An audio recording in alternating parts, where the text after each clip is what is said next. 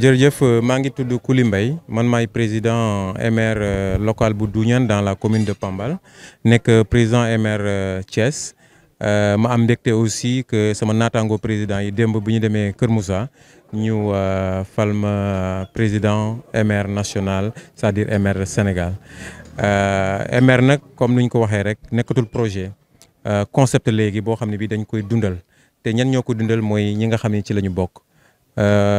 Coordonnateur wax na ko léegi à travers le Sénégal dans les 7 régions où nous sommes maanaam ñu ngi fexe ba jëpp producteur boo xam ne bii bëgg na bokk ci projet bi mu mën cee bokk parce que njeexital bi tamit foofu lañ koy seete te njeexital bi démb bu ñu demee Kër Moussa déjà et damay profiter di remercier président Kër Moussa ak ñëpp am membre cercle des machines de Kër Moussa yëpp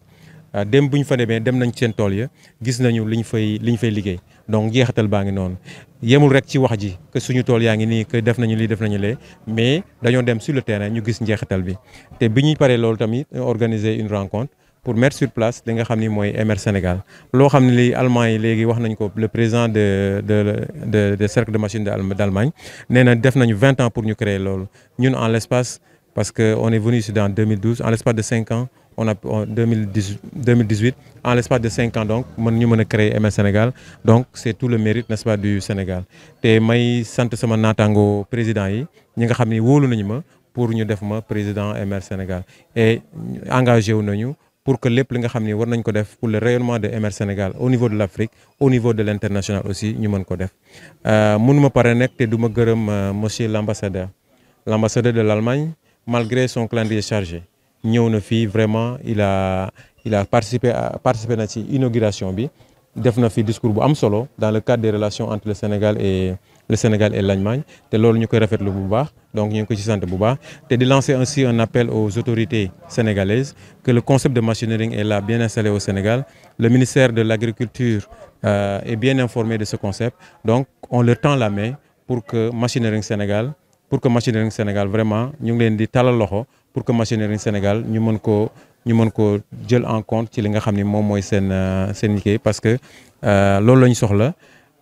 waa Allemagne ñu ngi soutenir seen producteur c'est vrai que l'État mu ngi def lu bëri maanaam ci wàllu agriculture bi mais machinerie ñun soxla nañ daal dañuy talal loxo le ministre de l'Agriculture pour que ñu mën ñoo jàppale ñu mën ñoo gunge ci yoon bi nga xam ni moom la ñu jaar parce que mënuñu dem sans le ministère donc foofu la daaneel sama kàddu di leen sant di leen gërëm di remercier toute la presse ici présente parce que bu ñu demee ba mën a vulgariser lii c'est grâce à la presse donc ñu ngi leen di sant di leen gërëm te di gërëm ñëpp tous les participants les DRDR les directeurs de Caritas les présidents des MR régionaux les présidents des MR locaux ñu ngi leen di sant di leen gërëm te di leen wax ni c'est benn étape la bu important ci MR Sénégal parce que ñu ngi ko door créer et on vous appellera encore chers journalistes pour venir encore couvrir d'autres événements yi nga xam ni ça rentre dans le cadre de MR Sénégal. Voilà man maa ngi tudd Faustin Mame Thiaw man maay manager concept machinerie au niveau de Kolda Sédhiou et en même temps coordonnateur machinerie Sénégal donc comme ni ma ko waxee projet bi du projet sax concept la parce que dañ koy waxee lii loo xam ne dañ koy dundee ñëw na fii depuis 2018 Kolda ak Thiès avec Caritas ñoo ñu doon jàppale Caritas Thiès Caritas Kolda et en 2018 bu ñu ñëwee ak Bernard mu ñëw wax ñu idée bi mu ne ñu xam ne idée bi baax na pour jàppale suñu béykat yi parce que gis nañu ne très souvent ñi dañuy am suuf am ndox mais machine bu ñuy liggéeyee mooy seen problème donc ñu ñëw ñu ne léegi dinañ la jàppale wax leen machine yi ngeen soxla ñu xool nañ leen di def ba jàppale leen pour ngeen mën a béy noonu lañ commencé bay cercle ñu créé cercle de machine cercle bu ne wax ne man bii laa soxla après partenaire bi ñëw joxe financement boobu nag mën nañu wax ne gratuit la mais utilisation machine bi amul gratuit képp baykat bu utiliser machine bi da ngay fay prestation bi pour que suba machine bi bu paanee ñu mën ko defar machine bi bu amee kuy liggéeyal machine bi ñu mën ko fay mais surtout également machine bu demee ba mu commencé màgget daa fekk machine boobu denc na benn xaalis boo xam ne bi moom mooy tax ñu mën a renouveler machine wala ñu jënd beneen machine donc loolu la commencé 2018 dem ba Thiès Kolda après 2020 ñu dem Ziguinchor 2022 pardon ñu dem Ziguinchor et depuis 2023 janvier 2023 ñu dem Tambacounda Saint-Louis Kaolack et Diourbel donc loolu Tambacounda donc loolu mooy processus bi daal ci création cercle de machine bi concept bu bees bi voilà. voilà ci baykat yi nag ñoom ñëpp gis nañu njëriñu concept cercle de machine parce que dafa leen di jàppale damay joxe ñaari exemple rek ñaari ba ñett premier bi mooy tracteur yi tracteur bu ñëwee tax na ba baykat yi ñëpp ñoo xam ne soxla nañ tracteur tracteur bi jàppale leen c'est vrai que tracteur bi doyul mais gis nañ suñu tracteur fu ñu jaar baykat yooyu dañuy kontaan parce que day leen di ñëw labourer leen ñu mën a jiw parce que gis nga nawet bi léegi dafay xaw a changer donc loolu il faut nga teel a jóg beneen bi mooy motoculteurs yi boo demee zone Ziguinchor wala Kolda nga xam ne rizières yi jigéen yi dañoo sonn parce que ñoom ñoo nekk ci faro yi mais surtout motoculteur da leen di jàppale pour mu labourer leen seen faro yi parce que faro yi dafa am na yoo xam ne faro yi tuuti la tracteur boo fa dugalee sax mënul def yenn labour yi parce que tracteur yaa ngi ci tool yu mag yi mais motoculteur bu duggee foofu jàppale jigéen ñi parce que ñoom souvent amuñu moyen pour am accès ci yenn matériel et surtout aussi dernier exemple mooy joxe mooy machines yi bàcc gerte gis nañu bu baax seen liggéey bu njëkk ba da nga doon góob sa gerte da nga doon dékki sa gerte nga bàyyi ko foofu di xaar maam yàlla indil la ngelaw wala nga xëy nit ñi bàccal la ko mais léegi machine bi boo paree rek gerte bi wow na nga bàcc sa gerte denc sa ngooñ jaay sa gerte xaalis boobu mën nga ko dugal leneen loo xam ne mën na la jural leneen donc vraiment te en plus machines yi ñuy indi yëpp képp machine boo xam ne dañ koy doxal kooku dañ koy liggéey la te dañ koy fay donc mu nekk création d'emploi boo xam ne bi mooy vraiment concept bi gis nañ baykat yi gis nañ seen bopp bu baax a baax loolu moo tax bu njëkk ba bu ñuy commencé cercle bi on était à 734 membres tey ñu ngi ci 22 311 membres au niveau du Sénégal donc loolu moo xam ne bu fekkee baykat yi gisuñu seen bopp kon du gaawee nii donc loolu vraiment maa ngi ciy gërëm suñu partenaire allemand mooy suñu collègue yi nekk Machinerie Allemagne maa ngi gërëm aussi collectivités yi ñu liggéeyal suñu maires yi autorités yëpp ñu xam ne ñu ngi liggéey ak ñoom dans les localités maa ngi gërëm aussi suñu président yi maa ngi fi ak suma président MR Sénégal donc maa ngi gërëm ñëpp vraiment gis nañu impact projet bi ci liggéey. machine bi da ngeen koy may wala da ngeen koy luy. machine bi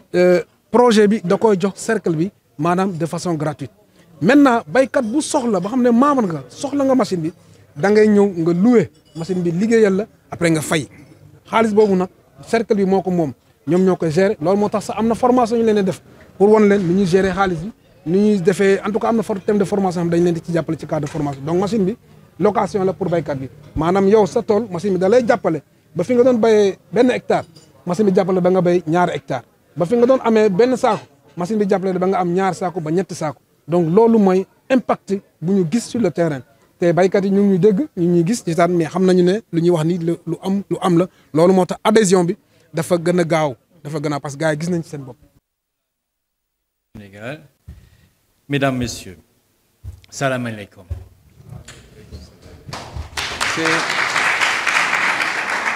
C'est pour moi évidemment un immense plaisir d'être parmi vous ce matin, parce que chacun de ces trois événements que nous célébrons aujourd'hui aurait mérité sa propre célébration. D'abord, la création d'une centaine de structures de machinerie, 111, on vient d'apprendre même, la fondation nationale de Machine Ring Sénégal et l'inauguration de la maison bavaroise ici à Thiès pour le Machine Ring. Et je débuterai avec le message le plus important. Je félicite tous ceux qui ont participé à la réalisation de ces projets, tant du côté sénégalais que du côté allemand. Et bien sûr, j'aimerais bien féliciter tous ceux qui vont bénéficier de ces réalisations et de votre travail commun. Mesdames, Messieurs, malgré les subventions substantielles de la part du ministère de la Coopération et de la Bavière, ces réalisations sont surtout l'œuvre de la coopération des sociétés civiles de nos pays. L'énorme contribution des sociétés civiles aux bonnes relations entre le peuple et les États a tendance à être sous-estimée. L'attention publique et médiatique se concentre souvent, peut-être trop souvent, sur les échanges entre les deux gouvernements et tout ce qui se passe dans les salles de négociation entre ministres et diplomates. Mais l'interaction entre les sociétés civiles et les représentants des entreprises privées de nos deux pays, donc votre engagement est au moins aussi important. Donc face au public auquel je m'adresse aujourd'hui, je tenais à faire ces préliminaires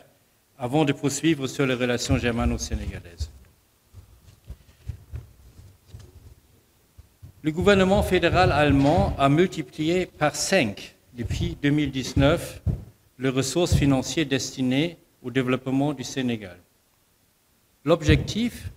est de rendre la population sénégalaise plus prospère, plus indépendante et plus résiliente. La stabilité nationale et régionale ainsi que le développement du Sénégal est aussi dans notre intérêt allemand. Les investissements faits dans ce cadre de ce partenariat concernent le droit du travail, le droit foncier, les petites et moyennes entreprises et la formation professionnelle des jeunes. Le principe de base de la politique de coopération économique du gouvernement fédéral est donc le soutien à l'autonomisation. Et c'est le même principe d'ailleurs, la même conception qu'applique le Machine Ring avec ses partenaires.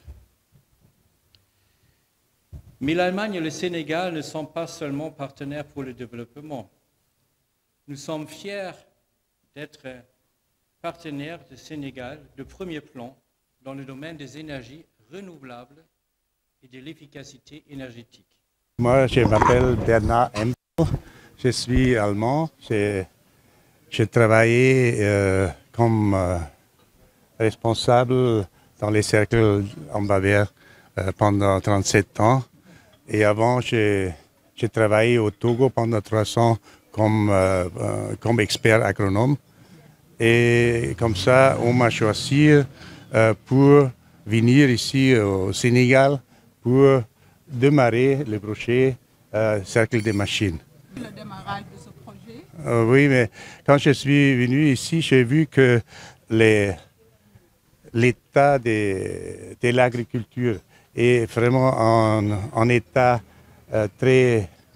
moins développé. J'ai vu qu'il y a presque pas de machines agricoles et j'ai dit quand nous voulons travailler avec les cercles de machines, il nous faut des machines. Comme ça, le problème que nous avons eu, c'est qu'il n'y avait pas de l'argent avant pour pouvoir acheter des machines agricoles. Et même les paysans ne sont pas capables à financer les machines. Comme ça, nous avons demandé au niveau des ministères bavarois de nous donner de l'argent pour pouvoir financer un peu des machines pour pouvoir démarrer le cercle. Et comme ça, ils ont accepté avant une petite somme et de temps en temps, quand ils ont vu que ça marche bien, ils nous donnent plus de l'argent. Mais nous avons dit que ce n'est pas une chose qu'on donne gratuitement, mais ça doit être quelque chose pour le démarrage. Et les paysans, ils doivent aussi payer pour les travaux parce que ça doit continuer toute seule et il faut de l'argent pour la maintenance, pour la réparation et pour le renouvellement. Et comme ça, c'est une chose qui est un peu dure parce que c'est l'utilisation importante pour travailler rentablement avec les machines. Pas tellement à la mécanisation, oui, on peut dire à la mécanisation, mais je ne suis pas mécanicien, je suis agronome, mais nous utilisons les machines modernes. Et comme ça, comme j'ai des expériences d'Allemagne, je peux donner des conseils ici.